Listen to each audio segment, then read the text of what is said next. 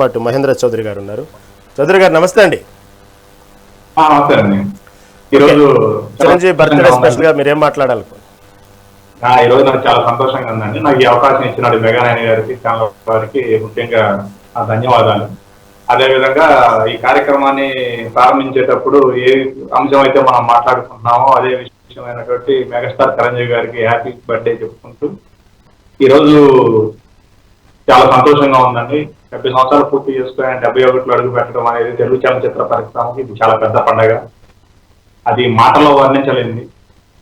అదేవిధంగా ఒక భూమి మీద 4 దిక్కులు తూర్పు, పడమర, ఉత్తర, దక్షిణాలు ఎలా ఉంటాయో 4 దిక్కులు ఏకదిక్కై తెలుగు చలనచిత్ర పరిశ్రమలో ఈరోజు ముందుకెళ్తున్నటువంటి మెగాస్టార్ చిరంజీవి గారికి మరొకసారి పుట్టినరోజు శుభాకాంక్షలు తెలుసుకుంటూ, ఇక ఆయన గురించి చెప్పాల్సి వస్తే తను ఎవరి శిఖరం అంటే ఎవరి పర్వతం అనుకోవచ్చు, ఏదని అనుకోవచ్చు. ఎందుకంటే దానికి హోదాలు లేవు.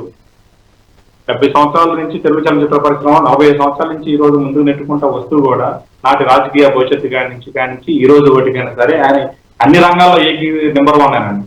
2009లో ప్రజారాజ్యం పార్టీ పెట్టినప్పుడు కూడా వైఎస్ రాజశేఖర రెడ్డి గారు 2004 సంవత్సరంలో అతను రైతు రుణమాఫీ చెప్పి ఆయన ఏకవచనంతో వచ్చి 2004లో రాజశేఖర రెడ్డి గారు ప్రభుత్వం గెలిచింది. 2009కి వచ్చేసరికి ఇటు టీడీపీ, ఇటు ప్రజారాజ్యం పార్టీ, అటు కాంగ్రెస్ పార్టీ, వాటిల్లో కూడా చిరంజీవి గారు తిరుపతిలో ఎమ్మెల్యేగా ఎప్పటి నుంచో కాంగ్రెస్ పాతకపోయిన ప్లేస్ అది. అలాంటి ప్లేస్ లో కూడా 56,339 ఓట్లుంటే అక్కడ నాకు తెలిసిన కోమర కరుణాకర్ ఆయన మీద అతని మీద 15,390 ఓట్లు మెజార్టీ తోటి ఆ రోజు తిరుపతిలో గెలిచిన ఏకైక వ్యక్తి ఎవరైనా ఉన్నారో అంటే అది ఓన్లీ వన్ మెగాస్టార్ చిరంజీవి గారు అండి. ఈ విషయం నేను బలగురించి చెప్తున్నాను.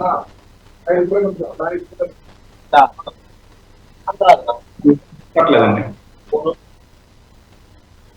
అదేవిధంగా ఈ రోజు 108 సినిమాలు పూర్తి కూడా ఈ రోజు ముందుకు వెళ్తున్నారంటే ఈ రోజు యువ దర్శకులు, యువ హీరోలకు కూడా ఈ రోజు ఆయన ఒక ఛాలెంజ్ తెలుగు ఇండస్ట్రీలో ఉందండి.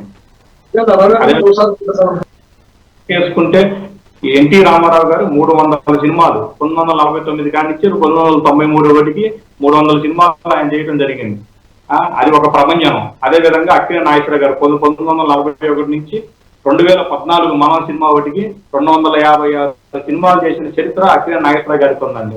అదే చరిత్ర ఈ రోజు తెలుగు చలనచిత్ర పరిశ్రమలో మెగాస్టార్ చిరంజీవి గారికి 150 సినిమాలు చేసే చరిత్ర ఈ రోజు మెగాస్టార్ చిరంజీవి గారికి ఒక్కరికే ఉందండి. ఓన్లీ వన్ హీరో తెలుగు చలనచిత్ర పరిశ్రమలో ఈ రోజుకి only one hero megastar Chiranjeevi గారని ఏకవచనంగా మేము చెప్తున్నాం. గ్రేట్. నరోత్తం గారు చెప్పండి. వాస్తవంగా చిరంజీవితో మీకున్న అనుభవాలు ఏమైనా పంచుకోగలుగుతారా? చిరంజీవి గారితో నాకు పెద్ద అనుభవాలు ఏం లేదు. నేను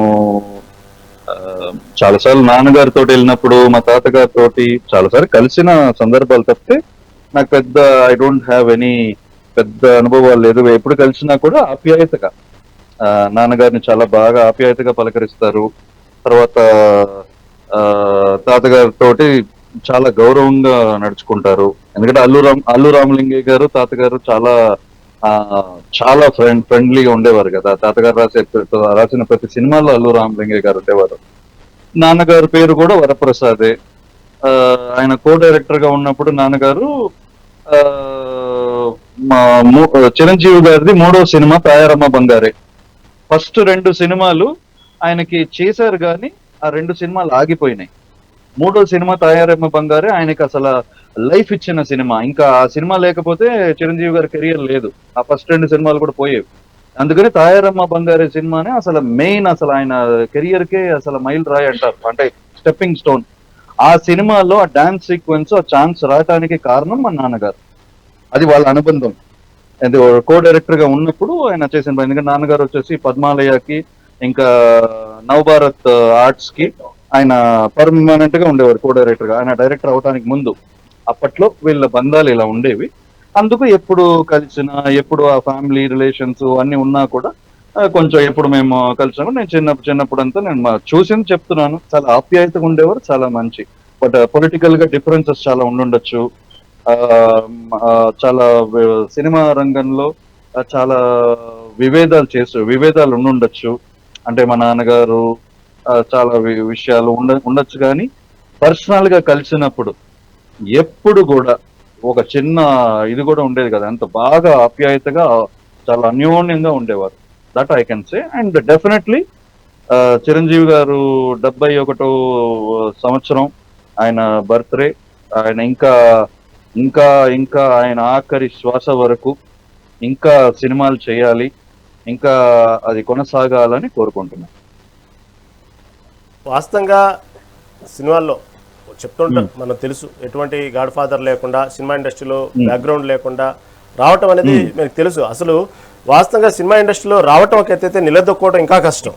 కానీ అప్పుడున్న పరిస్థితుల్లో చిరంజీవిని కొంతమంది విలన్ రోల్ పనికొస్తారని, కొంతమంది ఇలా అనేక రకాలుగా ఉన్న తరుణంలో అతని యొక్క మానసిక సంఘర్షణ, ఎప్పటికైనా పట్టుదలగా నేను హీరో కావాలి అనేటువంటి పరిస్థితుల్లో అతను ఎదిగిన తీరు, ఆ చెన్నైలో ఉన్నటువంటి స్ట్రీట్లో తిరిగేటప్పుడు పెద్ద పెద్ద హోర్డింగ్లు వచ్చిన ఎప్పటికైనా నా బొమ్మ ఈ హోర్డింగ్లో రావాలి అని కోరుకున్నప్పుడు, అలాంటి హోర్డింగ్లో ఎప్పటికైనా నా బొమ్మ వచ్చిద్దా, నా సినిమా రిలీజ్ చేద్దా, నేను హీరోగా ఉంటానా అనుకున్న వ్యక్తికి ఈరోజు ప్రపంచవ్యాప్తంగా అతని హోర్డింగ్ లేనిది, అతని కోసం ప్రాణాలు ఇచ్చేటువంటి అభిమానులు అంటే ఎలా చూసుకోవచ్చు ఇవన్నీ కూడా? అంటే కృషి ఉన్నప్పుడు ఋషులు అవుతారు అంటారు, అంతే కదా. స్వయం కృషితోటి ఆయన హీరో అయ్యాడు, ఖచ్చితంగా నిలదొక్కున్నాడు. అప్పుడు ఏంటంటే మొత్తం సినిమా రంగంలో అందరికి ఆయనకి ఇప్పుడు మెగాస్టార్ అయిన తర్వాత ఈ ఉన్న డివైడ్, ఈ వర్గము ఆ వర్గము, ఈ కమ్మ కాపు రెడ్డి వర్గాలన్నీ ఇప్పుడు సినిమా ఇండస్ట్రీలో అనవసరంగా it came up because of what ever reasons. ఎవరు క్రియేట్ చేశారు కానీ అప్పట్లో అది ఉండేది కాదు. ఏంటంటే ఈ ప్రతి వర్గము ఆయనలో టాలెంట్ గుర్తించారు. అప్పుడున్న హీరోస్ అందరు అగ్రనటుల ముందు కూడా ఈయన సినిమాలు ఆడేవంటే ఈయన టాలెంట్, ప్రతిభ, ఈయన డాన్స్ చూడటానికి సినిమాలకు వెళ్ళేవారు. హిట్లర్ సినిమాలో ఉట్టి ఆ సీక్వెన్స్ కోసం ఆ థియేటర్కి వెళ్ళేసి వచ్చేసేవారు. అది ప్రతి ఒక స్టార్ కి ఒక యునిక్నెస్ ఉంటది. అది చిరంజీవి గారు యునిక్నెస్ వేరు. It transcends. డాన్స్ కి ఒక లాంగ్వేజ్ అన్నది అడ్డు కాదు, డైలాగ్ అడ్డు అవ్వచ్చు, తర్వాత మా భాషకి ఒక ప్రాంతము వరకే అవ్వచ్చు, కానీ dance does not have a language and territory, ఒక బౌండరీ లేదు. అందుకని అది వ్యాపించింది బాగా విస్తృతంగా, అక్కడక్కడ ఫ్యాన్ ఫాలోయింగ్ అట్లా బీభత్సంగా ఆయన పెరిగారు. అంత ఫ్యాన్ ఫాలోయింగ్ అంత పెరిగింది కాబట్టి ఆయన మెగాస్టార్ అయ్యారు. ఆయన what ever it is.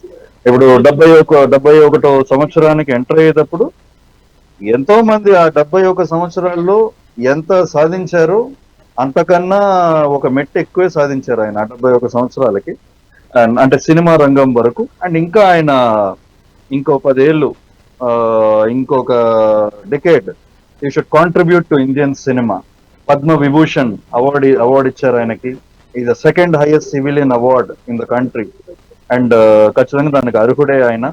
And ఇంకా కాంట్రిబ్యూషన్ షుడ్ కంటిన్యూ అహర్నిశం ఆఖరి వరకు. The megastar legacy should continue. Mahendra garu వాస్తవంగా అప్పట్లో చిరంజీవి సినిమా రిలీజ్ అయినప్పుడు ఉండే వాతావరణం, ఆ కోలాహలం, ఆ థియేటర్ల దగ్గర అభిమానుల సందడి, ఇవన్నీ కూడా ఆ తరంలో కానీ ఈ తరం వరకు కూడా ఇదే హంగామా. చిరంజీవి పిక్చర్ అంటేనే అది రకమైన కోలాహలం. అప్పటి నుంచి ఇప్పటి వరకు ఆ కోలాహలం మాత్రం ఓపెనింగ్ ఎక్కడా తగ్గలేదు. అప్పట్లో చిరంజీవి సినిమాలు ఉన్నప్పుడు, రిలీజ్ అయినప్పుడు మీ అనుభవాలు ఏమైనా పంచుకోగలరా? నా చిన్నప్పుడు ఆయన వచ్చిన సినిమాలు ఆ జనాన్ని అప్పుడు చూశానండి. ఈ టైంలో నేను ఇప్పుడు చూశాను. ఎందుకంటే చిరంజీవి గారితో నేను నాకు బాగా దగ్గరగా నేను 2 సినిమాలు చేశాను చిరంజీవి గారితో. అది నాకు చాలా అదృష్టంగా భావిస్తాను. ఒకటి ఠాగూర్ సినిమా, పివి వినాయక్ గారి దర్శకత్వంలో. ఆ టైంలో ఆయన చూస్తుంటేనే నాకు ఏదో అనిపించేది. ఒక్కసారి ఏమ్మా బాగున్నావా, మళ్ళీ 11 సంవత్సరాలు 12 సంవత్సరాల తర్వాత కూడా నేను డిసెంబర్లో మళ్ళీ అదే సినిమాకి నేను వర్క్ చేస్తుంటే మళ్ళీ ఏమో బాగుండవా అన్నాడు. సార్ మీరు గుర్తుపెట్టారా అంటే ఒక నవ్వు అనమాట. అలాంటి గొప్ప వ్యక్తి.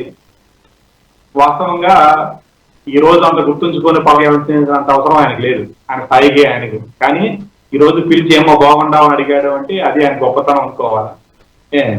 ఈ రోజుల్లో కూడా ఇప్పుడున్న వాళ్ళకి కూడా, ఇప్పుడున్న యువతరానికి, ఇప్పుడు వస్తున్న హీరోలకి, ఇప్పుడున్న ప్రొడ్యూసర్లకి, ఈ రోజు కూడా అతను ప్రతి వాళ్ళకి ఈరోజు పోటీ ఇస్తున్నాడు అంటే అది చాలా గొప్ప విషయం. అది అందరి వల్ల కాదు.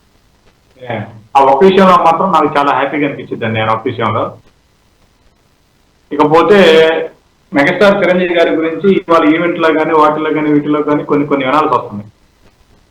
అంటే సంబంధం లేని విషయాలు సోషల్ మీడియాలోకి వచ్చేసరికి ఎవరు ఏది పడితే అది అంటాం, వాళ్ళని దొక్కారు ఇలా దొక్కారు అంటాం, ఇలాంటివన్నీ ప్రమోషన్ కోసం పబ్లిసిటీ కోసం చేయటమే కానీ ఆయన దాకా అనేది వెళ్తుంది. అలాంటి వెళ్ళినా కూడా ఆయన చూసి అలా నవ్వుకొని వెళ్ళిపోతుంటాడు తప్ప దాని గురించి మళ్ళీ డిస్కషన్ చేద్దాం, లేకపోతే దాని గురించి ప్రశ్న పెట్టి మాట్లాడదాం, లేకపోతే వాళ్ళని విమర్శిద్దాం అని చెప్పి అలాంటి అట్లాంటి మాటలకైనా ఆయన ఇవ్వండి. అదే గొప్పతనం నేను చూసింది.